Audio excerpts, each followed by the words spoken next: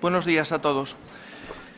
Después de la presentación vamos a dar comienzo a la sesión de trabajo propiamente dicha, organizada, como habéis visto en el programa, en 3 mesas redondas en donde vamos a tratar temas concretos que nos plantea el certificado, ley aplicable, certificado sucesorio europeo, reconocimiento, aceptación, ejecución de resoluciones y documentos públicos y el tema de la adaptación de los derechos reales y cómo la nueva regulación, el certificado, va a incidir o puede incidir en el tema en el registro mercantil, en el registro de la propiedad. Y para dar una visión general del reglamento y introducir conceptos generales y situarnos, tenemos la intervención en primer lugar de Lorenzo Prats Alventosa, catedrático de Derecho Civil de la Universidad Autónoma de Barcelona, asesor de presidencia del Consejo General del Notariado y, sobre todo, un gran amigo. Y sin más, te cedo la palabra. Lorenzo, muchas gracias. Buenos días. Muchísimas gracias, Isidoro. Muchísimas gracias, José Manuel. Muchísimas gracias al Consejo General del Notariado y a ustedes por su asistencia y a la Comisión Europea a través de don Francisco Morillo por su asistencia y el apoyo a esta jornada y a esta iniciativa. Desde luego, este reglamento es el resultado de muchos vectores de fuerza, pero el principal vector de fuerza y su origen se encuentra en don Francisco Murillo. Su iniciativa determinó que podamos estar hablando de algo que constituirá el objeto de mi intervención en la mañana de hoy, y es un giro muy importante por parte de la Unión Europea, de la Comisión, en el objeto de su legislación. Durante los primeros años de la construcción de la Unión Europea, las normas de Europa, que provenían de Europa, han sido normas que podemos calificar como normas de derecho público. La Unión Europea estuvo dedicada y concentrada, ensimismada, en la conformación de las instituciones. Y el derecho en ese sentido es público, construyendo una superestructura para que la Unión existiese como tal y despegándose de la base social, no prestando atención a aquello que es fundamental a fin de crear una comunidad donde viven personas y coexisten y conviven y resuelven los problemas e intereses comunes que les enfrentan, pero también que les aunan. La Unión Europea, muy recientemente en tiempo histórico, gira su vista hacia los ciudadanos y gira su vista entendiendo que así fortalecerá mucho más, fortalecerá desde luego esa unión, porque fundamentalmente es unión de personas. Y si gira la vista a los problemas de las personas, la Unión Europea comienza a mirar al derecho que es propio de las personas y de la solución de sus problemas, de sus necesidades. Es, con carácter general, el derecho privado y, en concreto y particular, el derecho de los ciudadanos, el jus civile, el derecho civil. Y desde en tiempo histórico muy breve plazo ha comenzado la Unión a regular normas que podemos calificar como normas que van construyendo el derecho privado de la Unión. Esta es una de ellas. Es verdad que este reglamento, que como en algunas ofertas de centros comerciales es un reglamento que contiene 3, o sea, que compramos 3 por el precio de 1, es un reglamento muy potente en su contenido, muy complejo en su estructura, tiene un amplísimo espectro de conflictos, pero es un reglamento, una regulación que intenta dar solución a concretos problemas de los ciudadanos de la Unión. E insisto en este dato que para mí es determinante. Es derecho privado, ya no es derecho público. La Unión está construyendo el derecho privado de la Unión. Quizá los ciudadanos de la península ibérica somos capaces de recordar cómo en determinada época de nuestra historia también se comenzó a construir el derecho del derecho privado, el derecho de los ciudadanos de un imperio. Y que en esa tensión hubo enfrentamientos con derechos locales. Bien, pues, aunque el paralelismo es lejano en tiempo, sin embargo nos encontramos, en situación en eso semejante. Vamos construyendo la unión como en determinada época fue construyéndose también y cimentándose un imperio en el que había ciudadanos de múltiples nacionalidades con estatutos propios hacia la confluencia a un estatuto general y único. Bien, pues, en tanto que se construye el derecho privado de la Unión, el reglamento, como decía, es un reglamento que se inserta dentro de la solución de conflictos del derecho civil y en concreto en un ámbito que es calificado como la encrucijada de los distintos sectores de gran importancia del derecho civil. El de la sucesión, en el momento crítico del fallecimiento de una persona y el traspaso de su patrimonio a otras personas que le sobreviven, y en consecuencia se abre en canal un conjunto de problemas que afectan, se dijo antes, a las relaciones familiares, aunque solo sea por un punto de conexión en la sucesión, porque el ius sanguinis determina quién pueda ser o tener una expectativa fundada de suceder a quien acaba de fallecer. Pero no solo, sino también cuestiones de derecho de propiedad, fundamentalmente, con entronque no solo en un cierto derecho moral a suceder, sino con entronque en las normas fundamentales de derecho originario de la Unión, reflejadas desde luego en los derechos de los Estados miembros. Puesto que, por centrar la vista solo en la Constitución española, el artículo 33.1 de nuestra Constitución reconoce el derecho a la herencia de los ciudadanos españoles. Es un derecho constitucional, no es fundamental, pero es constitucional, vinculado con el derecho a la propiedad. Por tanto, cuestiones familiares, cuestiones de propiedad, cuestiones matrimoniales, porque la relación matrimonial que se extingue como consecuencia de la muerte, sin embargo, tiene efectos post-mortem, en tanto en que en muchos estados se reconoce al cónyuge que sobrevive, se le reconoce el derecho a recibir una cierta porción o una cierta cantidad de bienes de la herencia, según los casos. Y por último, también cuestiones de derecho contractual.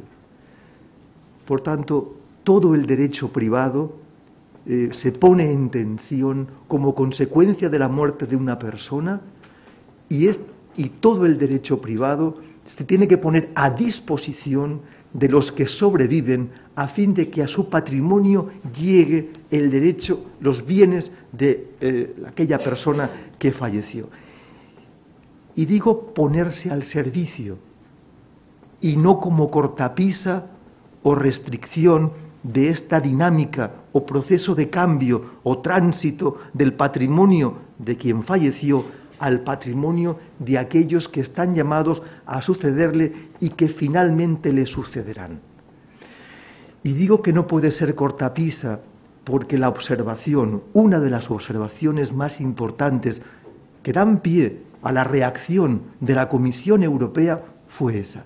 El derecho de los Estados miembros está dificultando la realización de los derechos de nuestros ciudadanos. Es más, está provocando una restricción a una de las libertades básicas del derecho de la Unión, que es la de la libre circulación de personas en el espacio de seguridad y justicia que la Unión representa. Y esta circunstancia que pone de manifiesto de nuevo derechos particulares en contra del derecho general, el derecho de la Unión, no puede ser admisible.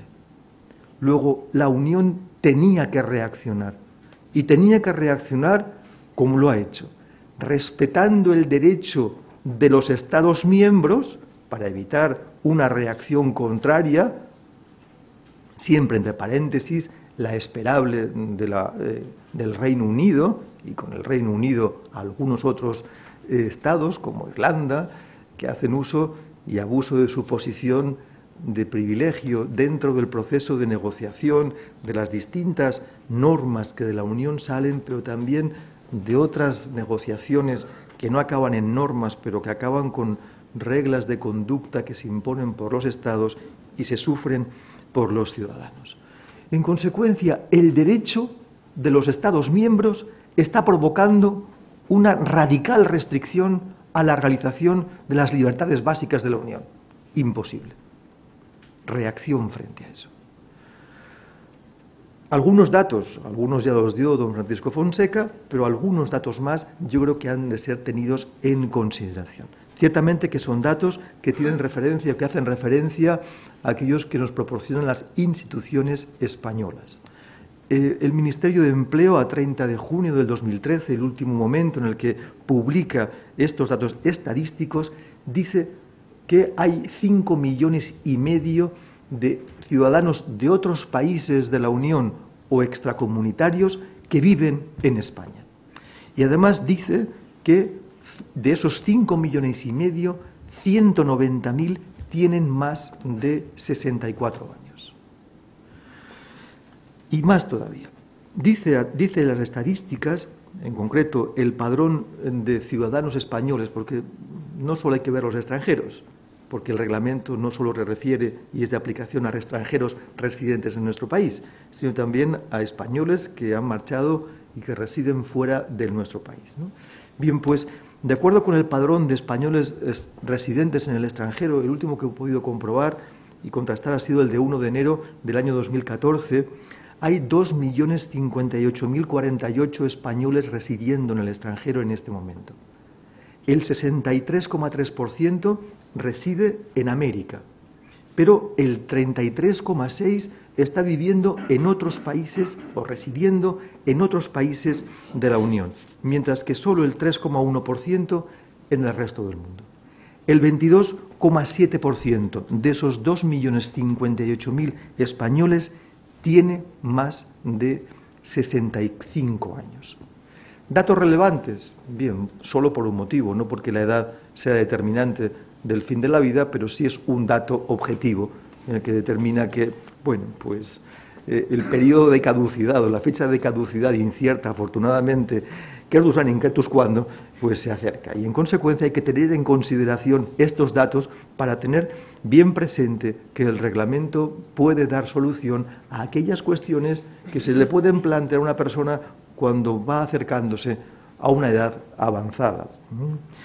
Bien, pues para evitar toda esta distorsión, el reglamento reacciona para atender los problemas que presentan tales personas, españoles residentes en el extranjero, extranjeros residentes en España, para no dificultar su decisión de cambiar de residencia dentro de la Unión para ir a vivir a otros países dentro de la propia Unión, donde pasar, pues como ocurre en las costas del Mediterráneo, pues los años de su jubilación, aprovechando mejores condiciones climáticas y ambientales, por ejemplo. No puede ser una restricción. La decisión de cambio de residencia debe ser libre, como libres son los deseos de vivir en mejores condiciones dentro de este enorme espacio tan variado y rico como es la Unión Europea.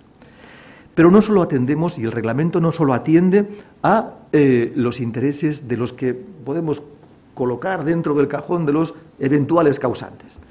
En la otra parte, porque hay otra parte, se encuentran aquellos que tienen expectativas de recibir alguna cantidad de bienes, cierto patrimonio o una porción del mismo de aquellos que eventualmente pueden ser causantes.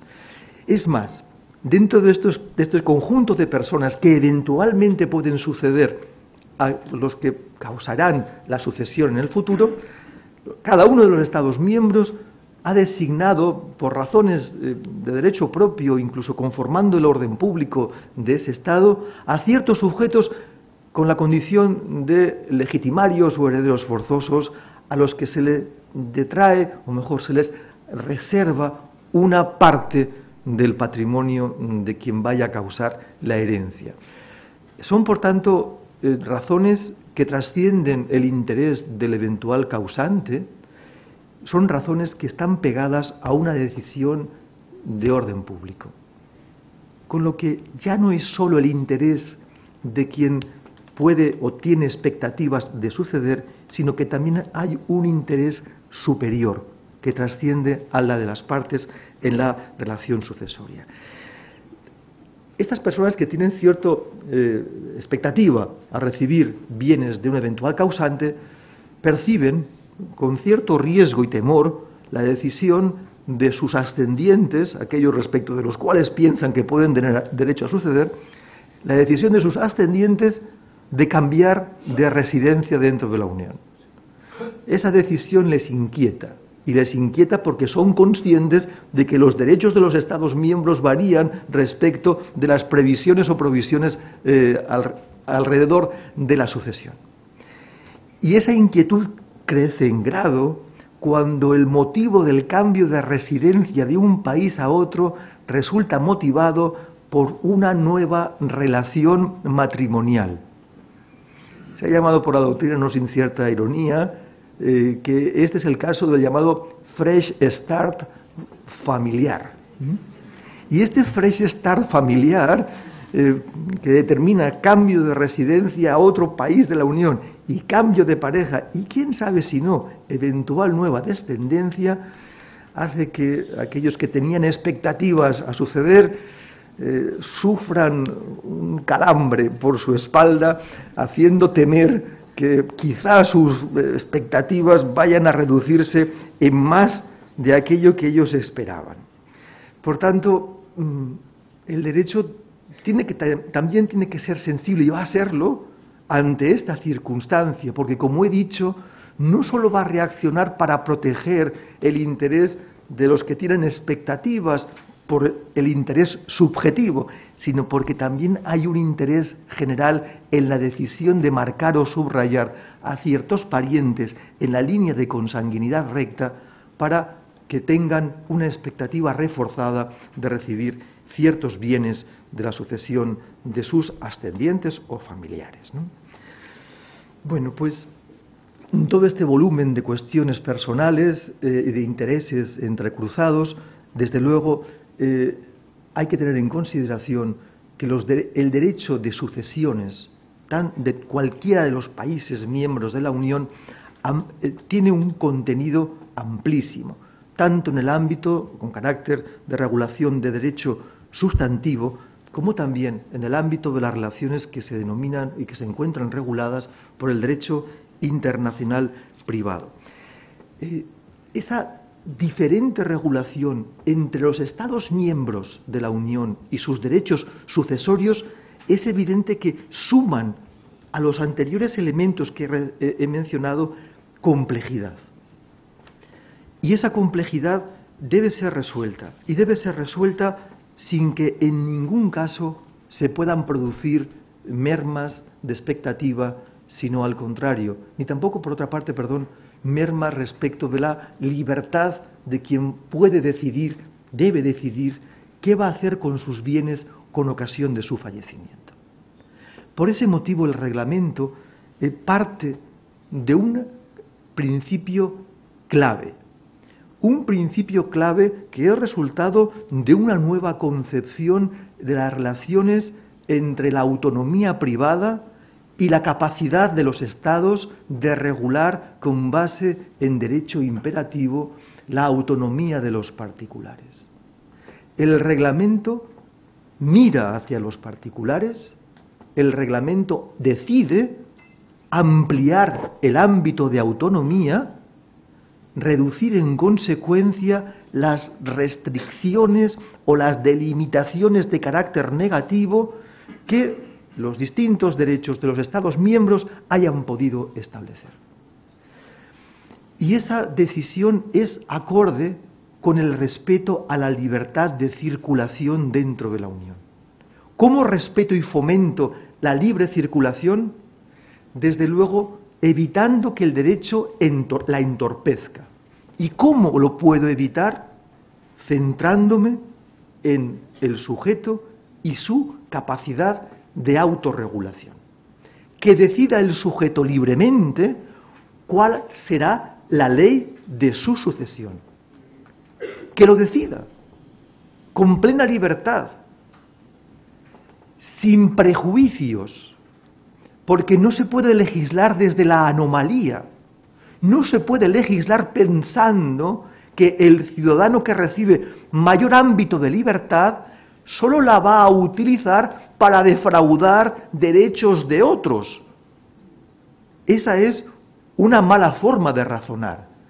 Se reconoce la más amplia libertad en la decisión de la ley de la sucesión con base en el principio de que se hará un uso de esa mayor capacidad o libertad de decisión en beneficio del interés del sujeto que rige la sucesión, que no puede ser más que el testador. Al fin y al cabo, el patrimonio es suyo y es el resultado, en algunos casos, de su esfuerzo diario durante toda su vida y en otras ocasiones como consecuencia que a su patrimonio abocaron esfuerzos de sus antepasados. Por tanto, la clave del reglamento se encuentra en el incremento de la autonomía de la voluntad. Se encuentra en aquello que se ha denominado la professio iuris, la capacidad de elección de la ley de la sucesión, la ley aplicable a la sucesión por parte del testador. Pero además, es preciso ampliar ese ámbito de decisión de cuál sea la ley aplicable a la sucesión. ¿Para qué? Para superar uno de los problemas que ya cité. Los derechos particulares de los Estados miembros están provocando dificultades. Luego, saltemos las barreras y vayamos al plano del derecho de la Unión. Y en el plano del derecho de la Unión, ese plano superior a los derechos particulares, la autonomía de la voluntad es la reina, decidirá que solo uno, que un derecho, será el que rija la sucesión del causante, a fin de evitar el fraccionamiento de la sucesión, que no hace más que provocar problemas de diferente grado, tanto al que quiere ordenar su sucesión, cuanto a aquellos que no se sabe si son beneficiarios o son perjudicados por una sucesión al tenerse que enfrentar a situaciones tan complejas derivadas del elemento al que me he referido, el fraccionamiento de la sucesión. Pero no solo eso, professio iuris, superación de la fragmentación, pero además no puede más que provocar que pánico entender que cualquiera de los problemas de la sucesión de un europeo que haya tenido a lo largo de su vida diferentes residencias en distintos estados de la Unión, que su sucesión o los problemas o conflictos derivados de la misma puedan acabar ser resueltos por diversos tribunales de los distintos países miembros de la Unión. Diversas jurisdicciones nacionales convocadas para la solución de distintos problemas provocados, diría el heredero, provocados por mi causante, tentado en ese momento, como no, de renunciar, repudiar el llamamiento, no, aparten de mí este conjunto de problemas, que mi causante haya sido muy viajero y que tenga bienes en Bulgaria, pero también los tenga en Irlanda y finalmente en Italia y alguno, ¿por qué no en Chipre o en Malta? No me va a provocar más que problemas, tal y como están las cosas. Luego no, prefiero al contrario. Rechazo este cáliz tan amargo que se me trae porque puedo tener problemas en cada uno de esos tribunales. Prefiero quedarme como estoy. Quizá en teoría puede ser un beneficio la sucesión patrimonial, pero puede convertirse en un gran perjuicio. Puede ser al final una herencia damnosa. Y en cuarto lugar, se decía que un solo tribunal debe ser el competente para conocer los conflictos planteados por tal sucesión. Además, las resoluciones de ese tribunal, cuando solventan los conflictos planteados por tal sucesión, deben tener eficacia, validez, eficacia y circulación libre en el ámbito de la Unión. La Unión Europea ha trabajado desde hace muchísimos años en la eliminación de estos restos de los estados soberanos, restos que se encontraban en el necesario trámite del exequatur y cualquier tipo de trámite intermedio a fin de analizar la eficacia y validez de una resolución extranjera en el ámbito interno. Ese es uno de los obstáculos a batir. Y desde luego el reglamento pone su piedra como otros reglamentos previos a fin de eliminar cualquier tipo de restricción de esa naturaleza. Las resoluciones de los tribunales, cuando solventan estas cuestiones de derecho sucesorio, deben ser resoluciones que tengan validez y eficacia en toda la Unión, que circulen absoluta y libremente. Y en quinto lugar, y por último, el llamado como heredero que decide aceptar la herencia y que en consecuencia es reconocido como heredero y en consecuencia titular de esa condición, no puede ser que adquiera tal condición tras pasar por diversos procedimientos propios y singulares en cada uno de los Estados miembros en los que el causante de la sucesión tuvo bienes, o tuvo descendencia, o tuvo intereses a lo largo de su existencia. El reconocimiento del título y condición de heredero debe responder a una sola decisión. Una decisión que provenga de una autoridad a la que el reglamento le reconoce competencia para hacerlo. Basta que una de las autoridades que el reglamento refiere declare que cierta persona tiene, o ciertas personas, la condición de sucesores o herederos del causante, para que ese reconocimiento deba ser eficaz ante cualquier Estado o tribunal de la Unión sin más restricción. Uno de los grandes logros del reglamento, lo subrayó Francisco Fonseca hace un momento, es el certificado sucesorio europeo. Una suerte de pasaporte como heredero que legitimará a éste para que se presente ante cualquier autoridad de la Unión como tal y que en consecuencia se abran los procedimientos consiguientes para que el bien o bienes del causante acaben en su patrimonio. Pero no solo va a legitimar al heredero para que sea reconocido como tal, sino también al legatario, pero también al administrador, al ejecutor testamentario o al albacea. Ese es otro de los grandes logros, como decía, del reglamento europeo. En resumen, estas son las claves sobre las que se construye esta nueva norma. Aún no en vigor, probablemente un año más puede añadir más reflexión, puede añadir más conocimiento, puede ser una decisión prudente, aunque es cierto que cuando una norma se encuentra en el diario oficial de la Unión Europea, aquello que nos gustaría es que fuera, en ocasiones, y esta es una de ellas, se encontrase inmediatamente en vigor. Bien, pues, en este periodo de reflexión podemos aportar algo más en nuestros últimos momentos, antes de que don Isidoro me quite el micrófono.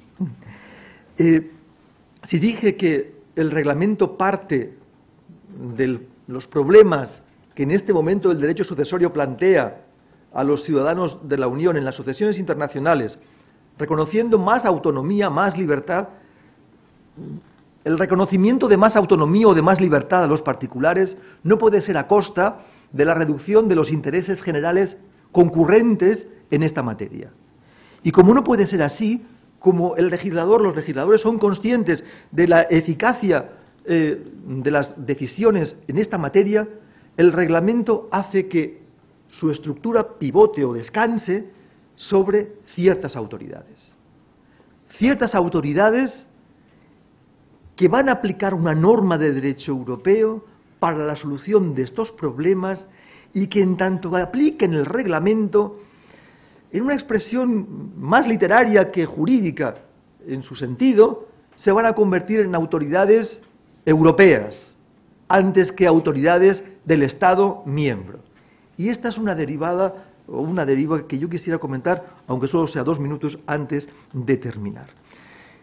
El reglamento pivota, por tanto, sobre autoridades, y dentro del concepto de autoridades, la definición se encuentra en el artículo 3 del reglamento, como conocen, se encuentran desde luego los tribunales, también otras autoridades o profesionales del derecho que en los Estados miembros se les reconocen funciones jurisdiccionales, pero no solo, porque también en determinados estados de la Unión se reconoce a determinadas autoridades sin funciones jurisdiccionales competencia para solventar, para conocer y solventar cuestiones en materia de derecho sucesorio. Y por tanto, desde esta perspectiva, podemos centrar nuestra visión sobre aquello que les es propio a ustedes como notarios. Si la reflexión parte desde mi conocimiento de la regulación de la competencia del notario español, he llegado a la conclusión de que el notario español, en efecto, no entra dentro de la definición como autoridad con funciones jurisdiccionales, pero sin embargo, al no serles de aplicación, el artículo 4 del propio reglamento, tanto que limita o determina un foro de competencia internacional, judicial internacional muy restrictivo, el notario español recibe o se le reconoce un amplio ámbito de competencia a fin de autorizar testamentos, no solo emitidos, otorgados por ciudadanos españoles, sino también por ciudadanos de otros países, no solo comunitarios o de la Unión, sino también e incluso extracomunitarios. Tanto a documentar y autorizar los testamentos y demás disposiciones testamentarias que serán volcados en un documento público, documento auténtico a tales efectos, documento auténtico que tendrá la virtud de circular libremente dentro del espacio europeo, con plena eficacia. Y en tanto que así será y así debe ser, puesto que esta regulación responde a estos principios, el notario español y todos aquellos que responden en su conformación y regulación al modelo o a este modelo, van a poder acompañar a los europeos en el más adecuado ejercicio de su autonomía, en el momento en el que van a decidir sobre la determinación de la ley aplicable a su sucesión. Su función de asesoramiento imparcial así se manifiesta como una función de enorme importancia. Pero no solo en esa función de asesoramiento imparcial se revela la importancia de la intervención notarial. También es importante desde su otra faz, la función notarial en tanto que función propia de un funcionario del Estado que controla la legalidad del acto a otorgar, que evita la ilegalidad esencial del acto o del testamento o de la disposición testamentaria que el que comparece para otorgar esa disposición realiza. Luego es garantía de su eficacia futura, pero es garantía de que mediante su intervención va a ser respetado el derecho imperativo. Esa función es vital, esencial en la construcción de la Unión y el derecho privado de la Unión por encima de los derechos particulares, porque, como decía, acompaña al ciudadano en el ejercicio de su autonomía, de su libertad. Garantiza que el documento que contiene su professio iuris va a ser eficaz, que va a gobernarse su sucesión no solo de acuerdo con su voluntad material, sino también conforme al derecho aplicable a la ordenación sustantiva de su sucesión. En esa función, el notario creo que despliega, como decía, una importantísima función para que el reglamento alcance sus máximos objetivos. Y lo hará, y para terminar, como decía, porque en tanto que sea autorizada esa disposición testamentaria por el notario, circulará a lo ancho de la unión con plena validez y eficacia. Se realiza los dos mandatos. 1, el contenido en el reglamento. 2, el resultante de la autonomía de la voluntad. Los contratos son ley entre las partes contratantes, dice el Código. Equipara la manifestación de voluntad con efectos vinculantes a los efectos que la ley tiene, pues en ese caso el notario con su función está garantizando que la disposición testamentaria será o tendrá los efectos de la ley que va a regular por su voluntad el tránsito de sus bienes a aquellos que haya designado como sus beneficiarios mortis causa, y garantizará que el reglamento y las leyes, la ley aplicable como ley propia de alguno de los Estados miembros de la Unión, vaya, o de otro país externo a la Unión en su caso, vaya a ser asimismo respetada, aplicada con plena validez y eficacia. Bien, esta es mi evaluación inicial respecto del reglamento. Creo que he cumplido, espero, y si no, ya me lo reprocharán después, los objetivos que don Isidoro Calvo me había marcado como intervención introductoria a un largo seminario muy intenso y que yo deseo que sea muy productivo y muy provechoso. Muchísimas gracias.